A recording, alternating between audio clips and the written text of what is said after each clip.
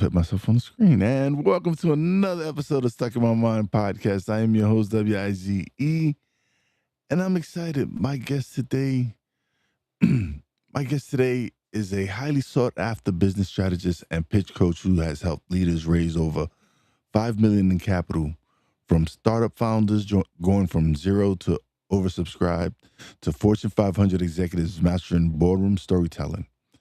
He specializes in helping leaders turn confidence into decisive, game-changing action. Today, we're talking about influence, authority, and the art of the $1 million pitch.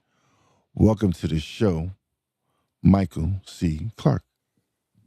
Awesome. Thank you. Thank you. Oh, man. Appreciate that. I appreciate you being a guest, man. Thank you for taking the time on being a guest. So let's just jump right into it. So, what first drew you into the world of high-stakes communication and leadership influence? Yeah, I was thrown into it because I was pitching film and television projects. So high stakes conversations, having to build relationship in a short amount of time. And I will tell you, when I first started, I was extremely nervous. I was definitely in my own head in terms of just confidence. I never forget, I had a big pitch and I was back at the Mondrian Hotel on Sunset, like sick to my stomach, puking because I was so nervous. And I had to really start to focus in on, wait, I need to bring this down.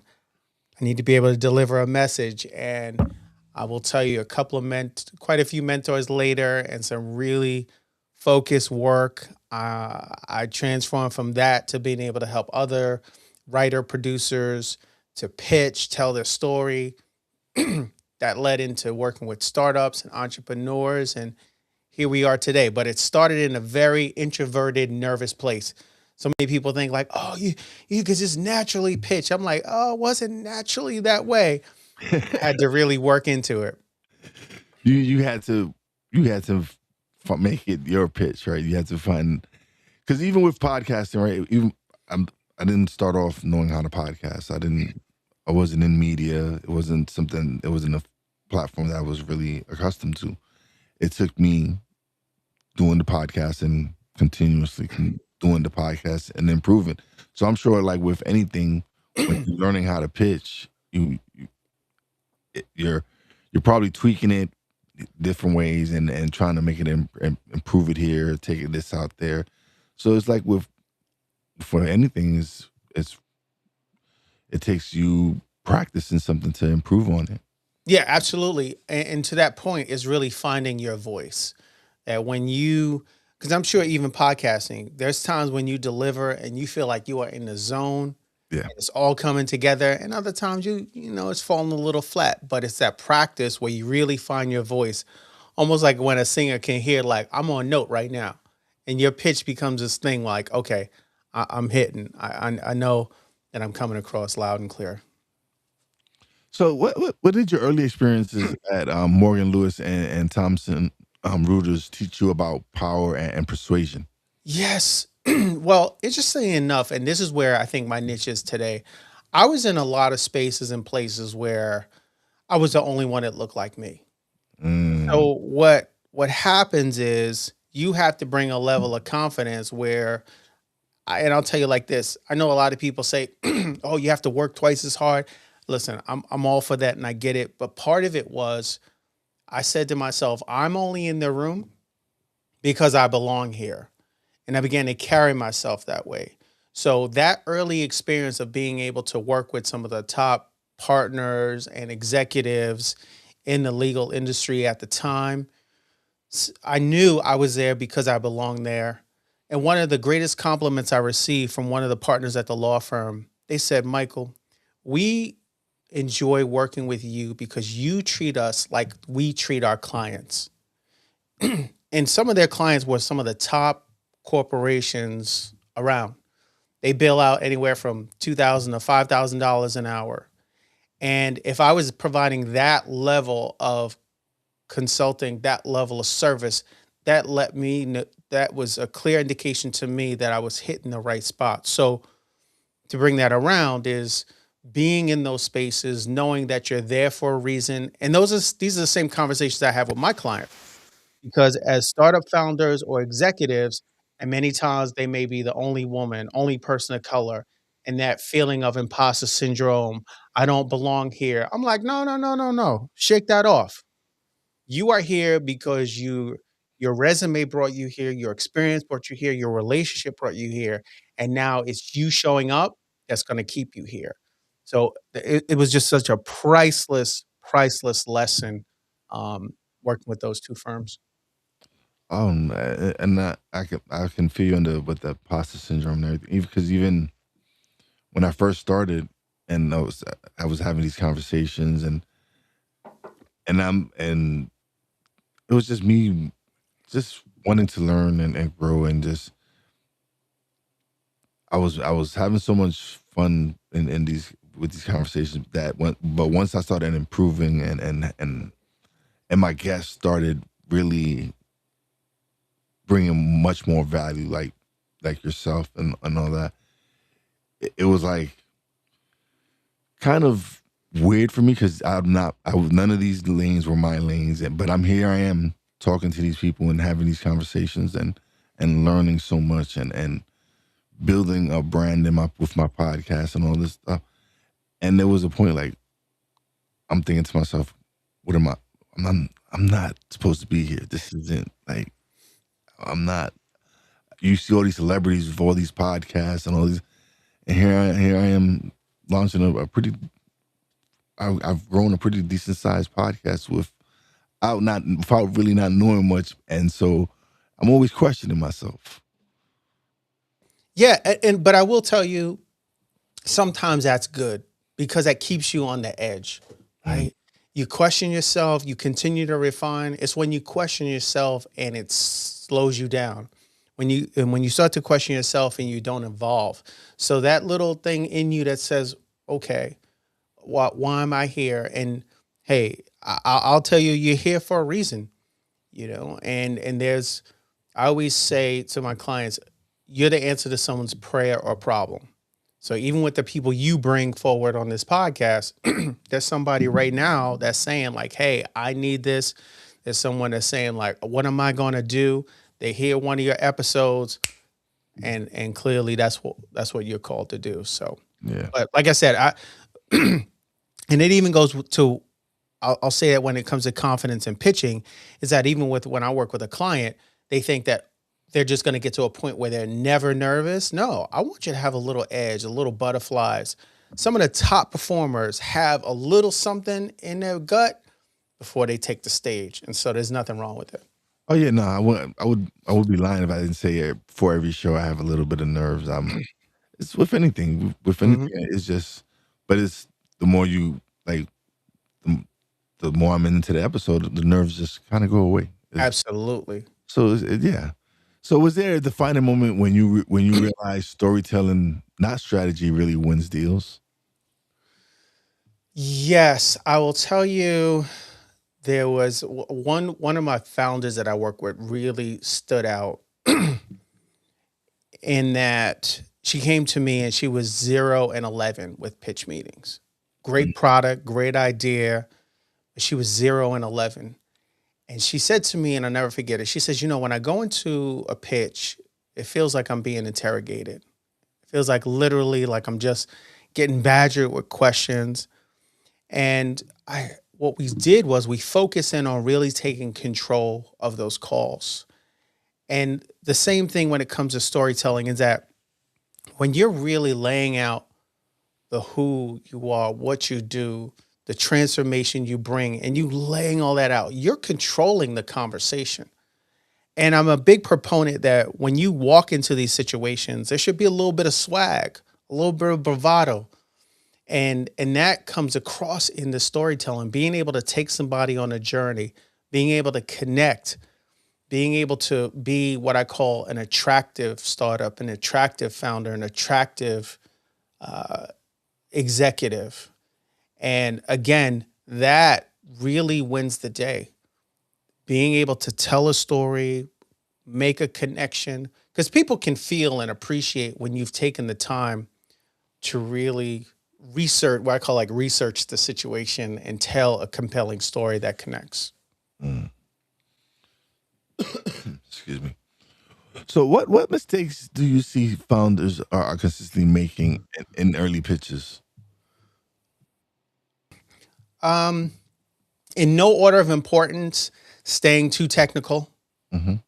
Just really that concept of work, focusing in on all these features and not focusing in on the transformation that product or service is going to bring.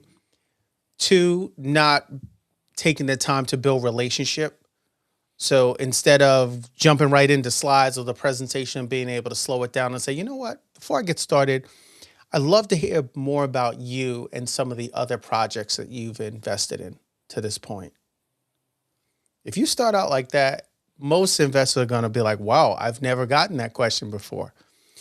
So being able to build relationship, over explaining is a big one. This thought that they just got to keep explaining, and not being concise enough. And I say last one, I'll give the mic back, is that not being able to clearly articulate who they are, what they do, who they serve, the transformation they bring in a really tight amount of time. Because many times with an investor or a nonprofit working with a donor, you should in a few minutes be able to tell what you do, and then spend the rest of the time answering questions. Spend the rest of the time building relationship. Yeah, absolutely. When did you know this would become your life's work? I would say, well, a couple of times, but I think the real defining moment was during the pandemic. Mm. Uh, I, like many people, spent hours on Clubhouse and Yeah, built a lot of relationships. yeah, right, yes. Yeah. And I will tell you, being able to be in a room of 30 to 60 people, take questions, give feedback on pitches that you've never heard before, handle a room relationally, make people feel comfortable instantly. You know, studies say you have 4 to 5 seconds to make a good impression. 4 to 5 seconds, someone determines whether they like you, whether you're a threat, how much time they have to spend with you, and ultimately what you want. And I will tell you, it was Clubhouse. I really cut my teeth out there because when someone's on that stage and they say, well, here's my pitch, and being able to get feedback in the moment, loved it. Loved it. So, real defining moment there. Oh yeah, no, it was definitely it was different a different experience, right? Because it was you was actually having these some. There was sometimes was having some great conversations with people in Clubhouse and just some of the topics that people were discussing. There were some, yeah, it was, and that's where I kind of like got started getting my confidence a little bit into podcast, like because I had like yes, I had launched my podcast, but I still wasn't speaking like that. So I went onto Clubhouse and started speaking with in certain groups and and that's just helped me. That just helped me build my confidence more. That just made me a little bit more comfortable behind the mic and just wanting to improve. So that was one of the platforms that helped me improve. And then of course I kind of just focused on the podcast and stopped hanging out in Clubhouse. Yeah. I don't know if anybody's out there right now. I heard there's a couple of people out there, but Yeah. What separates an average pitch from $1 million pitch? I think the ability to stand out from other pitches, that making that there's a memorable element to it, that it brings clear value. That clarity piece is a big deal. Like it should be immediate. Like, oh my gosh, this makes sense. Being that it's super practical, that you can draw clear analogies to what already has been successful, or that you can clearly articulate this valuable problem that you're solving with your product or service. That really makes it stand out. Because I'll tell you, I hear dozens and dozens of super highly technical pitches, blah blah blah AI, blah blah blah AI, and billion-dollar opportunity, $1 trillion market. We hear that all day. But when someone can clearly articulate, have you ever put on a sock and that part of the sock that, something really practical that captures you, that's what stands out. Oh, okay, awesome. Um, so why do smart founders struggle with narrative clarity? Clarity. They struggle with it because, well, a couple of things. It, I think it goes back to what they value, meaning they are valuing the technical side. This is complex. This is unique. That's what they value. When in all actuality, the value is in how simple can you make it. If you can bring an analogy to say, hey, have you ever cut a piece of cake and there was cake stuck on the knife? Well, this cake, you click this button, it heats up, and you're able to slice through cake with no problem. Now, I just made that up on the fly. So if that comes out, give me credit. No, I was just kidding. But being able to be really practical, concise, there's just so many times with technical founders, and I'll speak to the non-technical side too. But with the technical founders, there's this thought that the more complex it is, the more layers, the more value, and it's just not that way.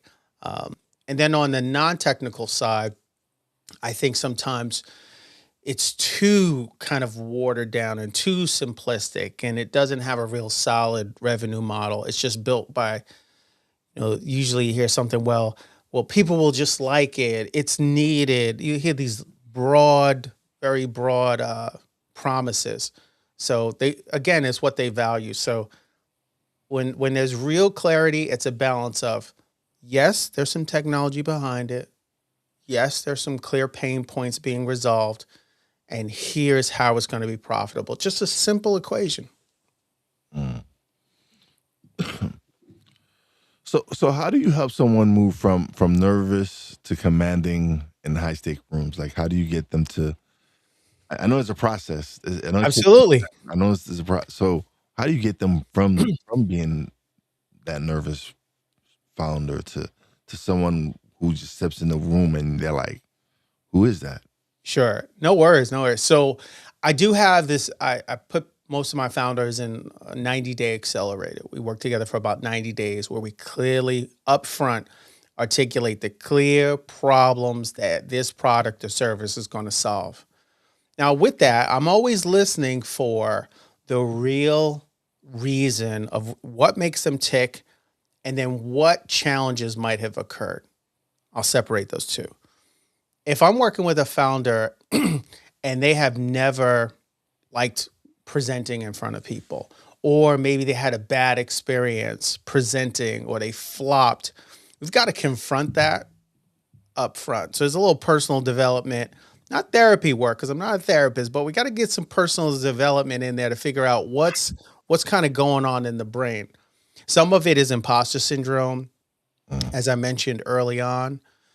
And then we've got to really clearly articulate kind of what is the thing? What's the it thing here? And focusing on that. Like, is the it thing the revenue model? Is the it thing the problem it solves? We have to find out what that it thing is. So I take them through a process of clearly identifying the problem, really getting clarity on what the revenue model is and who the target market is, and then really being able to bring it home with why this is profitable and why now.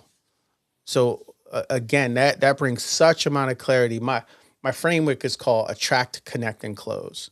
So first, to be a real attractive startup, you had to be super clear, solid team, solid revenue model, solid and clear market that you're serving. That connection piece is built by identifying the right investors, because not all, they say on the street, not all money is good money. Yeah. So same thing when it comes to investors, because I have people who come to me, they're still in the friends and family stage, haven't raised 50,000, but they think they're going to go to in front of a venture capital investor and get 8 million in the next 6 months. It just doesn't work that way. So again, really that they are able to connect, build relationship, and then finally close, that they can have a clear, concise close, meaning, hey, with $100,000. We're going to be able to build our MVP. It'll give us a 12-month runway. At that point, we'll be able to test in the Northeast market. Super clear. Like, not a lot of bells and whistles, a reasonable ask. One of the things I always run into is someone says, I need $1 million. That's always the magic number. They're like, do you really need $1 million? And I'll say, well, what will $1 million do? It allows us to do this, this, this, that. I said, well, wait a minute.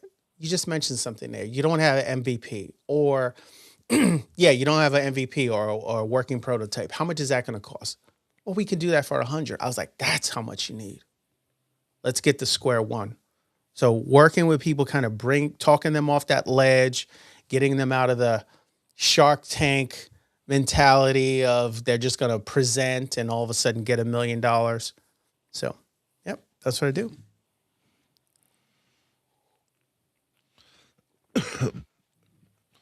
So what role does emotional intelligence play in raising capital? It's actually a big part. I was at a conference. I go to conferences and meet with angels and VCs all the time. And one of the things that they talk about is emotional intelligence, coachability, being able to build relationships is so huge. They literally, most investors, if they had two people sitting in front of them, two great ideas, or even the one idea doesn't have to, it's just okay. But if that okay one is coming from someone with high emotional intelligence, ability to build a team, coachability, that okay idea will get funded time and time again. More often than not, founders are in this situation where they see that I'm going to be the CEO. There's going to be a $12 million exit.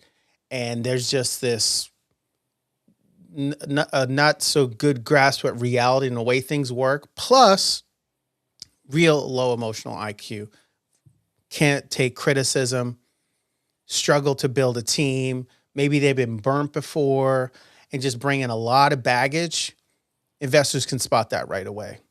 And I have seen deals blow up because of emotional intelligence and just teams just literally implode even after funding. So it's a big deal. Great question. How do leaders confidently price and close 6 to 7 figure deals? Because I know that's something that a lot of people struggle with is how do I price this? I don't want to undersell it, but I also don't want it to feel like I'm charging way too much. So how do you find them to get that sweet spot? Well, it's a balance of comparables. What will the market bear? What is out there that's similar to yours? And I don't care whether this is some high-end piece of technology, something for the airline industry, med tech. There has to be some frame of reference. When you are in a position and you're saying something, there's nothing else out there like it. That's a little scary because we have to have some frame of reference to be able to let someone know it's going to be a success. So even if it, again, is a new product and maybe it is a new vertical, being able to say similar to X, we're going to be pricing like this. So I would say comparables. Plus, I'm a big proponent of focus groups. Holding focus groups, and I don't care whether it's other businesses or consumer groups, having a focus group to see what people will pay. And then I have a lot of clients who will talk to companies, feel out what they will pay, and then they'll get a letter of intent or letter of interest that says, hey, when this thing is built, you can definitely count us in. And that's also a good indicator to an investor. Oh, okay, people will pay, $10,000 for this or $5 for this. So. Yeah.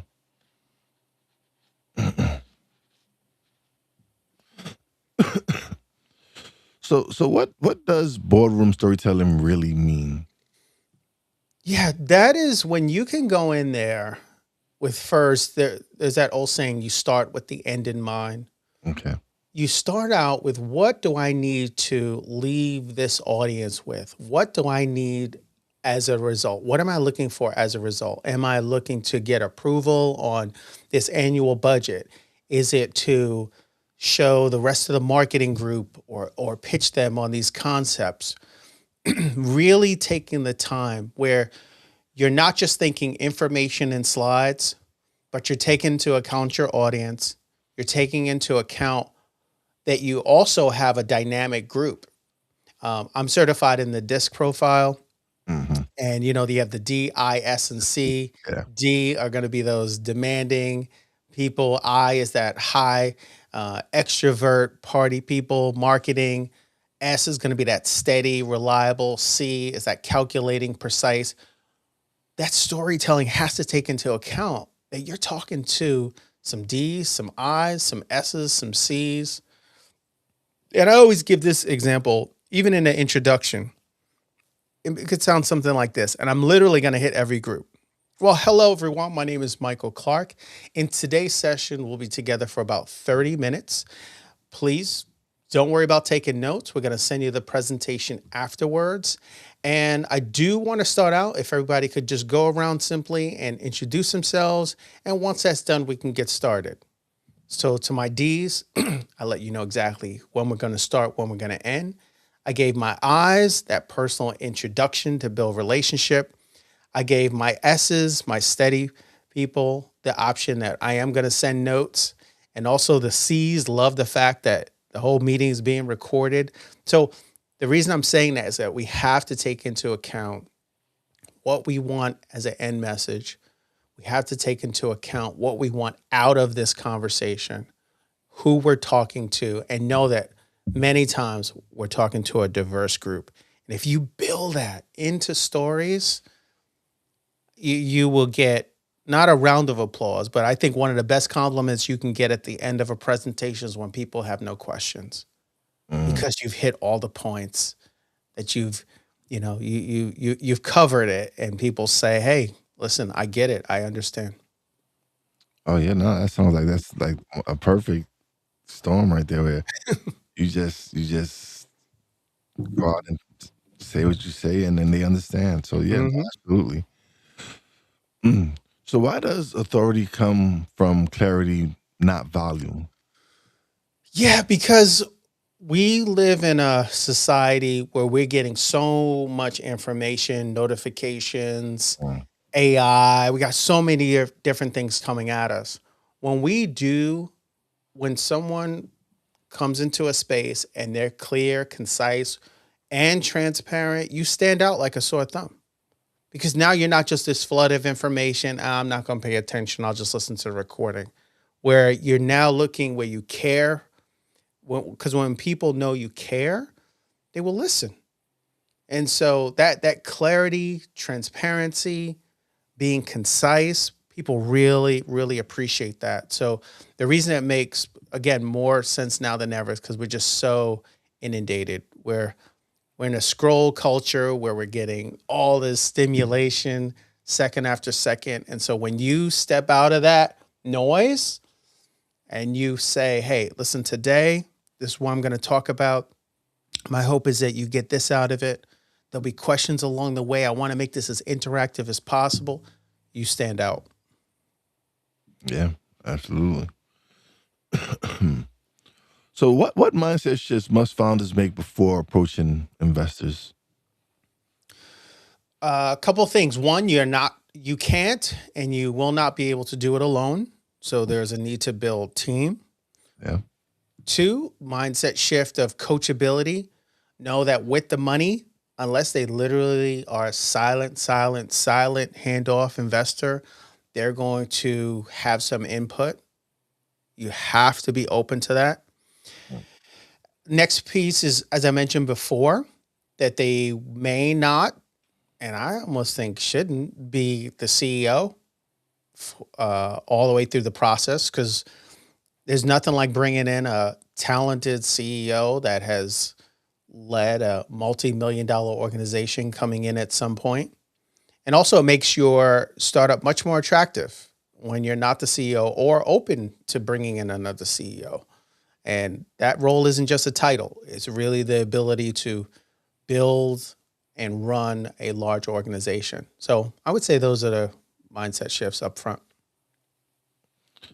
So, what's the biggest mistake executives make when presenting to boards?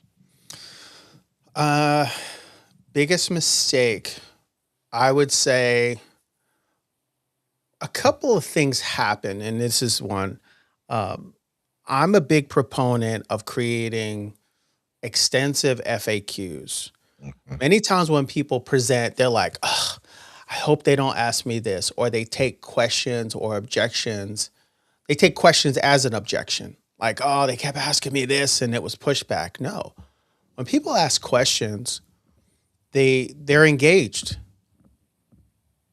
Again, unless you've done such a great job in presenting, right? If they have questions, it's a good thing. So I think the mistake is not creating that FAQ beforehand, not anticipating questions. And also, one of the big ones is not being transparent. I'm a big proponent of asking questions like, "Hey, is there anything in this presentation today that would make you question whether it's going to work? Anything about the team that would make you question whether we can pull this off?" So a lot of people aren't that vulnerable to get that honest answer. So that's what I think a couple of mistakes they make. So how can someone immediately improve their influence in meetings? What are some little things they can start working on right now?